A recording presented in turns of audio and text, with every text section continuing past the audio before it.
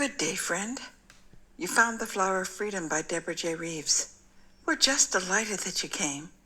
Please, leave your burdens outside, take your seat. You know the drill by now. You're so welcome here. We hope you find a little respite in your busy day. This is Chapter 109, Second Term and Beyond. It was a quiet New Year's Eve for them in Paris that year. It suited them.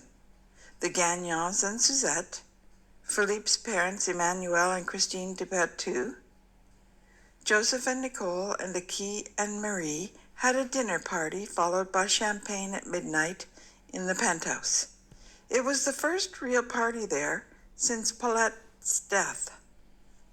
At midnight, Michaud held Suzette in a passionate embrace. Joseph shyly held Nicole, who wrapped her arms around him with glee. Marie had stationed herself next to Aki so that she could plant a kiss on his cheek at the stroke of 12. The de Berthouds were standing next to them, and once they had exchanged a kiss, they both turned, and simultaneously they kissed Marie on the cheek. Much to her surprise, one of them on each side. Then they smiled. His father said, "Philippe's not here." We always kissed him on New Year's Eve right after we kissed each other. Marie thought of how her own parents had always done that too. Whatever magic sprinkled down on them that New Year's Eve lasted the whole year long. It was a year of hard work and accomplishment, and it flew by like a bullet. The second year of studies started before anyone was ready for the following summer to be over, and then it was the start of their third year of their courses. Everyone excelled. Marie and Suzette had a friendly little competition going concerning who would be top of their classes. Suzette had extra help from Michaud for organic chemistry, but she always shared what she learned with Marie. Michaud was considered the wunderkind of the school in chemistry.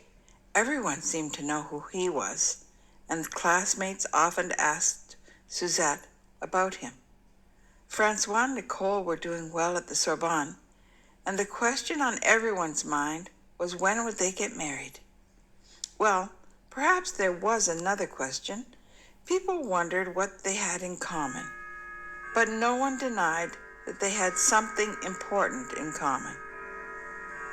Few people mentioned Philippe anymore, which was fine with Marie, because he was always in the back of her mind and she was trying to concentrate. He was always in the background smiling when she thought of Bertie. Bertie was thriving in engineering, which was as natural to him as breathing. Philippe and he spent long hours into the night with the lights out, discussing how computer science could integrate with engineering to create a building that was virtually alive. Their bound book grew fat with Philippe's drawings and neat script. Not to be outdone, Joseph and Michaud had to buy a second bound book to hold all of their insights, and when they did, they gave a second to Marie and Suzette, who were coming close to the end of their first one. One day Suzette showed up at the penthouse with a new book saying that Michaud had taken theirs to a special shop for a new process called photocopying that he had heard about. He was sending copies of their pages along with the ones that Joseph and he had created to Philippe so that he could integrate all of the ideas. He added that because Philippe was so far away, they were sending him 2 bound books, one for new ideas and one for him to integrate all the ideas together. Michaud suspected that it was Philippe who had the best grasp on all the ideas and ways that they fit together to create the whole. Everyone found that their added project was helping them visualize the details that might not have seemed important in their own schoolwork. That helped them with other concepts that they had to learn. It paid dividends when it came to their grades. Philippe still found time to write everyone every week, Marie found that she tried to get home from school just a bit earlier when she was expecting one of his letters. They were so interesting. He always had so many fascinating things to say. She marveled at the way he made the work of the others in the group come alive. He spoke about his own studies modestly, but Marie knew that he was the talk of the campus at McGill because Bertie wrote to tell her all about his accomplishments.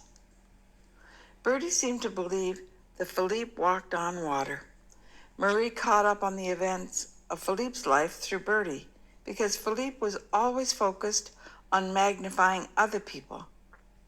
Bertie talked about how much fun a robotics competition had been, especially when Philippe won. His design made the others look like boxes with wheels, he wrote. Or, you should see how many girls wait to talk to him after we get out of class. If I had that many hotties chasing me, I'd be a happy man. But he's just polite, and he seems to have no idea that they're after his body and not his mind. Dumb cluck. Or, it's obvious that Philippe will graduate top of his class. I have no idea how he does it. Or maybe I do. He studies all weekend and he fills page upon page in that bound book. He's happy enough to come out with the group of us for a meal and drinks, but he always is the first to leave and he never takes anyone home. I think he's running for some sort of Saint of the Year contest. And in another letter he wrote, Mama and Papa say that they're willing to adopt him. Oscar and Desi call him Flip. They yell, Flip is here, Flip is here, and T is here too. Bertie signed off one letter on a down note, though. Only one more year before we graduate. It's so hard to imagine. I have no idea how I'll survive when he goes back to France. He's the best roommate I could have hoped for. Not that you were all that bad, but you're a girl. That's the end of this chapter. We're delighted that you were here to share it with us. If you get pleasure from the story, please give us a thumbs up and consider subscribing so that you never miss a chapter. I remain your friend, Deborah Reeves.